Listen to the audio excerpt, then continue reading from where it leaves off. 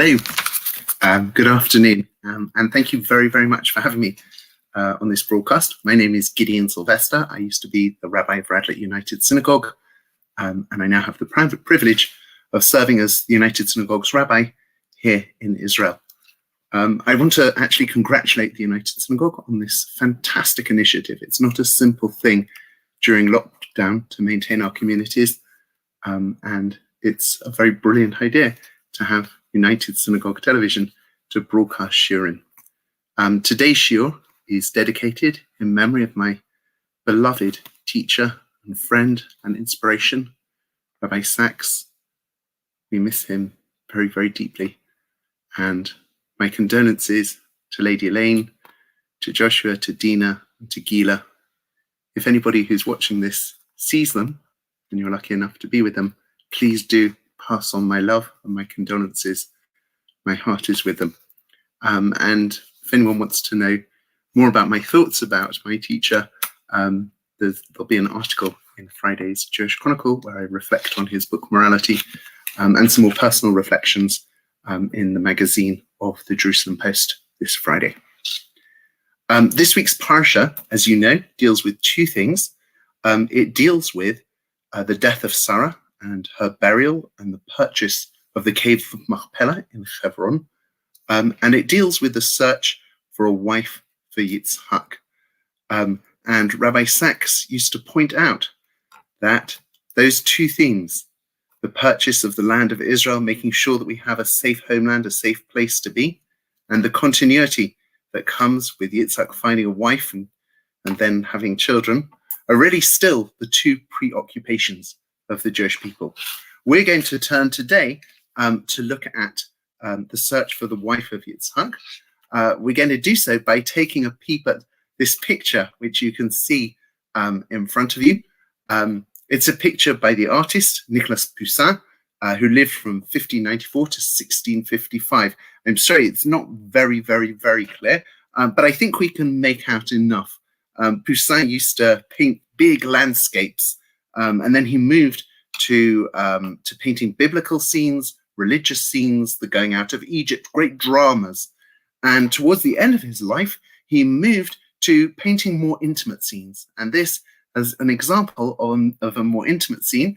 And we're going to delve into the scene where Abraham's servant Eliezer has gone to the well in search of a wife for Yitzhak, for Abraham's son Isaac. And here he is in the center of the picture, talking to Rivka, who's going to turn out to be the future wife of Yitzhak. If you look all around, you can see that the painter has included lots of other women at the well. I never, as a child, pictured it that way, but it's a device for the artist to show the differing emotions that Rivka's neighbors might have had, some of them jealous, some of them excited about what's happening.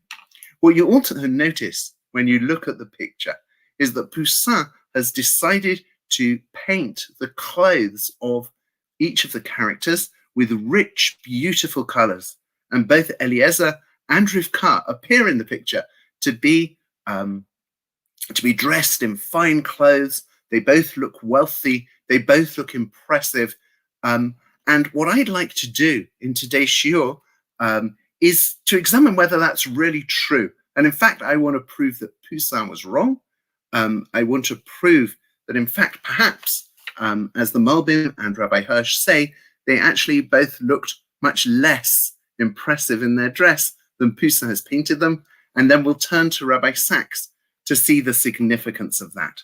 So if you'd like to turn to source 1 on the source sheet, and here it comes up, we'll read the first few psukim. We don't need to read many more in order to see what's going on and to set the scene.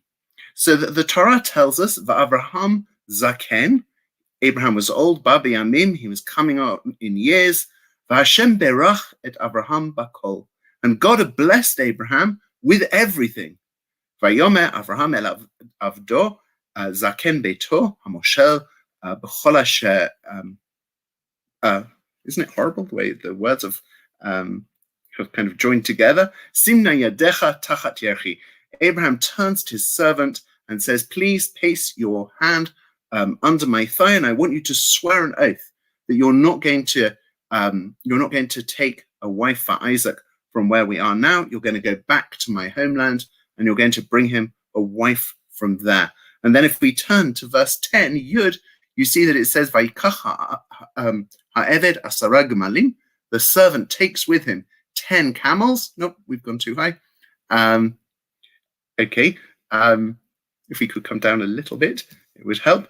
Migamle Adonav, from the camels of his master, Vayelech, and he went, the whole tuv Adonav biado, and all the good things that belonged to his master were in his hands as he sets off on this journey to fulfill his master's wish to go and bring a wife for Yitzhak. Now, the commentators are very intrigued by these descriptions. And the first thing that intrigues them is, why is it that the story of the search for a wife for Yitzhak has to begin with this statement about Abraham's age and his financial situation? We know from the Torah already that Abraham is getting on in age, because we know that he was already elderly when Yitzhak was born, and Yitzhak was already 37 probably at the time of the Akedah, and this is after the Akedah. So we know that Abraham is elderly. We also know from the stories that Abraham has accumulated significant wealth. So the question is, why does the Torah give us this information yet again? And the Rashbam, who was the grandson of Rashi, so one of our great medieval commentators, he has a very sweet explanation. He says, you might think that Yitzhak is now getting older and he still hasn't found a wife. Maybe he's a bit of a nebuch. Maybe no one wants to marry him. So says the Rashbam, don't think that. Yitzhak was a very dignified, very eligible bachelor. He was absolutely the man that everyone wanted to marry, says the Rashbam, partly probably because of his wealth. And the problem is that he hasn't yet found the right woman.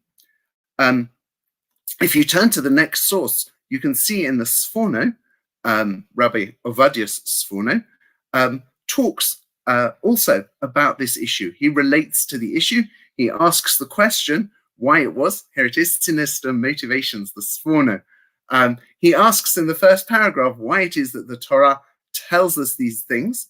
And he says it's the motivation, it's going to give us the motivations that that Abraham had in sending his servant to find a wife for Yitzhak.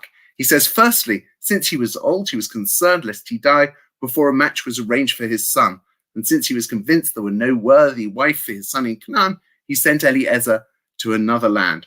But it's the second explanation that I think is fascinating and brings a slightly sinister note to the whole story. So if we can come down a little bit in the source sheet, we'll be able to see that. Perfect, thank you. It says, and since Avram was wealthy, because of his wealth, Da'ag Shema Eza Adam Bilti Hagun, he was worried that maybe some dishonest person, Yarbeh Shochad La'avdo, would give loads of bribes to his son, to his servant Eliezer, Kidei Shivcha Babito, so that Eliezer would marry Yitzhak off to this wealthy, to the daughter of the wealthy man who was bribing him. And Abraham was worried that Eliezer would rather get bribes to auction off Yitzhak to the highest bidder than actually do the work of finding the correct wife for Yitzhak. And says the Sforno, that's precisely why Abraham makes his servant swear an oath that that he'll do exactly as Abraham requests, to go to the land and to find an appropriate wife for Yitzhak. So Eliezer sets off, or he's actually unnamed in the story, but rabbinic tradition is that he's Eliezer. He sets off on his journey, and you'll remember we said that he took with him, the Torah told us, he took with him Kol Tuv Shel Avraham Biyado. Everything that Avraham, all the good things that Avraham had, he took in his hands. And I think those words are going to be significant for what's to follow. So let's try and unpack them a little bit. Rashi, who's very, very literal in the way that he looks at the world. Rashi says, well, Eliezer only has 2 hands. Abraham has enormous wealth. It cannot be that Eliezer is schlepping with him in his 2 hands all the wealth that belongs to Abraham. So, says Rashi, that can't be. And therefore, Rashi suggests that Abraham wrote a document bequeathing all his wealth to Yitzhak and handed it to Eliezer, and Eliezer in his hands had a document which represented the entire wealth of Abraham. So he would ride along on his camels. No one would necessarily see the wealth, but it's all in there in that document that he's holding. The Sforno, who we've referred to just before, is of a different opinion. I guess he notices that later in the story, Eliezer is going to pull out some very beautiful jewelry that he's going to present to Rivka. And therefore, Eliezer assumes that Eliezer did scoop up a load of precious things and took them in his hands on the journey to find the wife for Yitzhak. So what we're going to do now is we're going to look at what happens when Eliezer turns up at the well being the central gathering place of all the people. And let's look at the commentary of Rabbi Hirsch, Rabbi Shimshon Raphael Hirsch, also a 19th century commentator. And he's going to ask the question of how did Eliezer look? How did he appear to everyone at the well? And Rabbi Hirsch's answer is Eliezer made his way with his feet, and he went. In Hebrew, the words "and he went" vayelech imply going on foot rather than going on an airplane, which might have been faster, or in a fast car, and carried presents in his hands. Rav Hirsch now proves that from the book of Kohelet, it seems that slaves would not ride, but they'd walk on the ground, thus being seen as slaves. So as Eliezer approaches the well, according to Rav Hirsch, it's very clear that he is a slave. On the return journey too, Eliezer walked and led Rivka's camel. Now let's hear what Rav Hirsch says is the significance of this. Eliezer therefore did not appear as a rich merchant with 10 camels laden with heavy burdens, but as a heavily laden slave who led his master's camels to their destination. Only in this way will the examination of the young woman's character be a real test. Behavior that attests to pure human feelings towards a tired and heavily laden slave can come from very different motives than those shown to a wealthy noble. So we know that when Eliezer arrives at the well, he's going to give this test to the potential wife for Isaac. And the test is going to be when he asks for a glass of water, will she say, I'm going to give water not just to you, but also to your camels? Rav Hirsch says that if Eliezer had arrived at the well looking like a wealthy noble, well, we wouldn't know when Rivka helps him, whether she was helping him because she thought maybe this is a good man to impress and maybe we should look after wealthy people, or whether she was genuinely a kind and caring person. And therefore, says Rav Hirsch, Eliezer dressed as someone very poor, as a slave. He walked alongside the camel, and when Rivka responded to his request for water and gave him not only water, but also water for his camels, she was demonstrating a real humanity, a real care for other human beings. So, for Rav Hirsch, we've already proved that Busa is not correct in his portrayal of Eliezer at the well. For Rav Hirsch, Eliezer does not appear in finery. He appears as someone very simply dressed. Let's go to the Malbim, another 19th century rabbi who's also going to speak about how Rivka appears when she's at the well. So Eliezer arrives at the well, and it says, and he made his camels kneel. This teaches that he agreed to take a woman from among the poor women. Therefore, he made his camels kneel near the well where the water drawers would come. And the rich people don't send their daughters to draw water because they have slaves and handmaids, and there are people everywhere who will cut wood and draw water for money. Only the poor send their daughters to draw water. He calculated that whoever sends their daughters to draw water, especially when the well is outside the city, will not prevent their daughter from going to another land and marrying a man as rich and as great as Isaac. And they will not be afraid to let her travel with a servant, since they're unconcerned about her honor, and allow her to go out in the evening among the drawers of water. Therefore, he asks only that this woman should be beautiful and that she should be a righteous woman. So what the Malbim presents us with is that he says that Rivka's quite a simple woman in her financial status, and that she goes to the well, and that demonstrates that she's kind of independent. She's independent and she's strong, and her family know that she's independent and strong, and therefore they're going to be willing to let Yitzhak, let her go off with Eliezer and marry Yitzhak.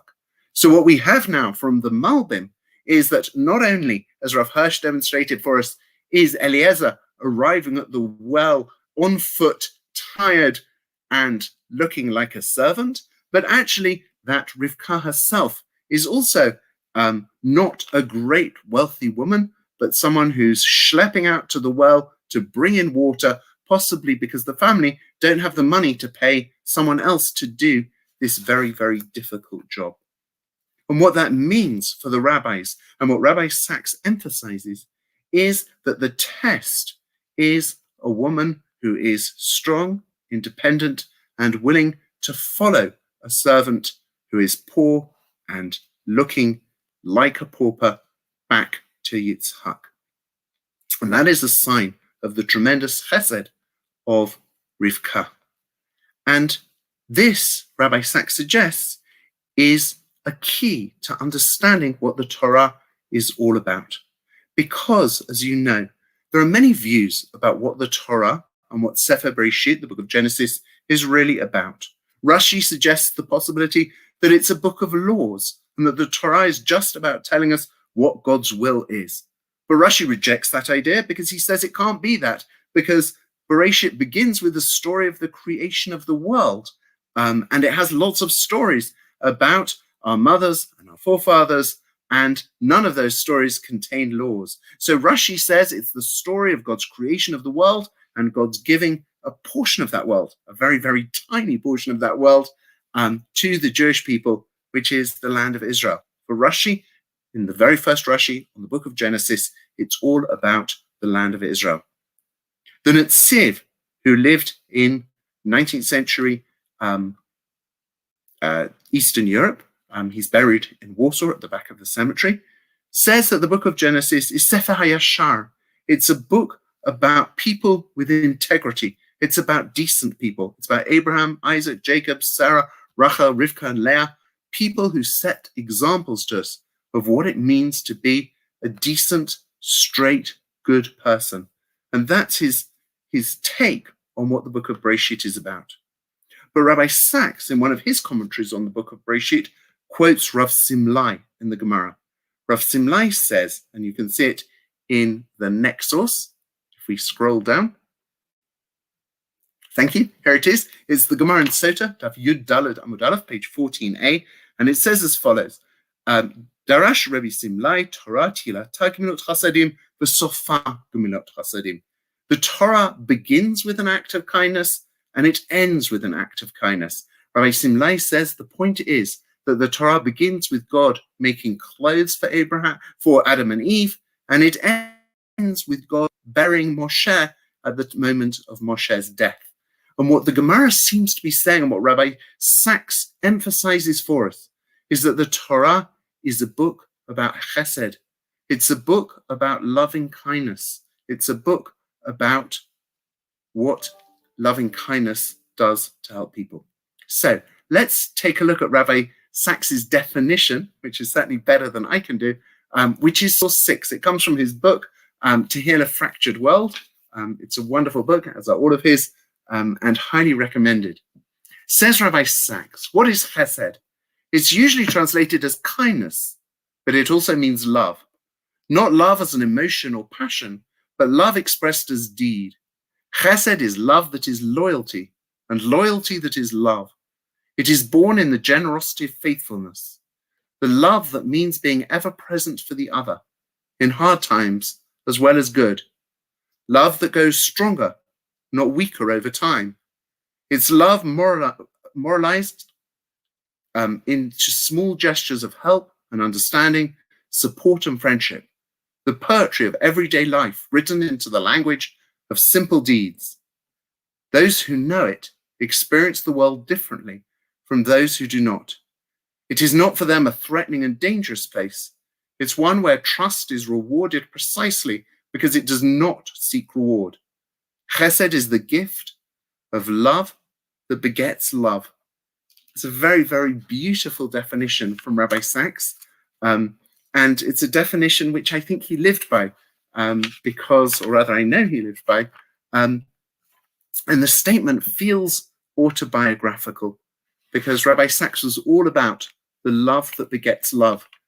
What's been fascinating to me over the last week, and in many ways a source of comfort, has been that although I think we all knew that Rabbi Sachs was this unbelievable, outstanding intellectual giant, I thought that only a few people knew just how generous and kind he can be. And yet, it seems that everyone knew. My friend Susie Benson Kay, described how her Facebook page has turned into a global shiver for Rabbi Sachs because everyone's in shock and everybody is talking about his great kindness. And we see it in his relationship to the Jewish community, because even though at times he was attacked, often in the pages of newspapers, he stayed loyal and he stuck with us and he led us with incredible determination and he bounced back every time. But I think more than that, we see it in his relationship to his family. Rabbi Sachs and Lady Sachs were just this incredibly solid, strong couple. And she was at his side almost every time I saw him. And he spoke about her so often. And so many of his books are infused with this love of the trust of family. And so many of his books are about trying to build a society of trust. His last book, Morality, is all about trying to create morality across the world, which he kind of describes as being about relationships which are trusting and good. And when Rabbi Sachs says to us that chesed is the love that begets love, what he also says is that love is not just love between human beings, but it also is a love which becomes God's love for us. Because in one of his articles, Rabbi Sachs very briefly cites Avot de Rabbi Natan, which is an Agadic work. It's a commentary, and let's read a little bit of it. It says that once Rabbi Yochanan ben Zakkai left Jerusalem, and Rabbi Yoshua followed him, but they seem to go out via the old city of Jerusalem because they see the ruins of the Bet HaMikdash. And Rabbi Yoshua is desperately upset. He says, "Woe to us, for the place where all Israel's sins are forgiven has been destroyed." Rabbi Yochanan comforts him, and he says to him, "My son, do not be distressed, for we have a form of atonement which is like it. It's true that we can no longer go to the Bet HaMikdash. It's true that we can no longer bring our sacrifices. It's true that we don't have that powerful imagery and relationship with God which came through the sacrificial code, but we have a replacement. And what is that? Acts of kindness. As it says, for I desire kindness, not a well-being offering." God is saying, says Rabbi Yochanan, that actually in place of sacrifices, we can do acts of kindness. And I was thinking about this and thinking about how much emphasis the Torah places on the Bet HaMikdash, how much time we spend reading about the Mishkan, the tabernacle, how we fast so many times during the year for the destruction of the temple because it's so central to who we are. And says Rabbi Yochanan, don't worry, there's something that's equally strong. There's something that's equally as good, and that something is called chesed. Chesed is the equivalent of that whole story of temple tabernacle and sacrifices. And he goes on to talk about Daniel. And so we find that the delightful Daniel, that was hard to translate, would busy himself with acts of kindness. And what were these acts of kindness that he was busy with? Well, you might want to say that he was offering sacrifices to God, but that can't be the case, because he cites a pasuk which shows that you're not allowed to offer sacrifices to God when you're outside the land of Israel. So what were the acts of kindness that he busied himself with? He would help a bride and make her happy. He'd escort the dead. He'd go to funerals and help people there. And he'd always give a pruta, which is a very small coin, to poor people. And he would pray 3 times a day, and his prayers would be gladly accepted. What Rabbi Sachs is, or what the Avot Rabbi Natan is saying, is that the prophet Daniel was able to achieve everything that we achieve with sacrifices by doing acts of loving kindness. And those acts of loving kindness might not be huge acts. They might not be things that change the world, but if they change the life of an individual, if they help a bride, if they help a family who are in mourning, if they help a single poor person who needs help, then they're worth everything. And HaKadosh Baruch Hu smiles upon them and sees in them enormous beauty. What Rabbi Sachs has taught us today, I think, is the importance of chesed. What he's taught us is that chesed is the bookends of the Torah. The Torah starts with chesed, it ends with chesed. What Rabbi Sachs taught us through his life was that he was able to be a teacher to Jews, to non-Jews, to prime ministers, and to presidents. He taught us that we can build a world of faith, that we can build a world of faith with one another, that we must work on these relationships to make the world a kinder and more compassionate place. I think many of us are missing Rabbi Sachs desperately. I think many of us are missing his teaching desperately, and he's only left the world a few days ago. But Rabbi Sachs also says in the final source on the page, he says that God is not going to do everything for us. And Rabbi Sachs charges us. He gives us a charge to make sure that we go out and build that world that God wants it to be. God promises Abraham children, God promises Abraham a land, but none of it happens automatically. And what Rabbi Sachs is saying to us is that if we want the world to be at a better place, if we believe that the world should be a more compassionate place, then it's our job to do it. Once again, my condolences and my love to family Sachs, who are in the deepest mourning for their beloved Rabbi Jonathan Sachs, to all of the Jewish people. And please God, our prayers should be answered. We should live safely and with good health and follow Rabbi Sachs's message to build a better world. Shabbat Shalom.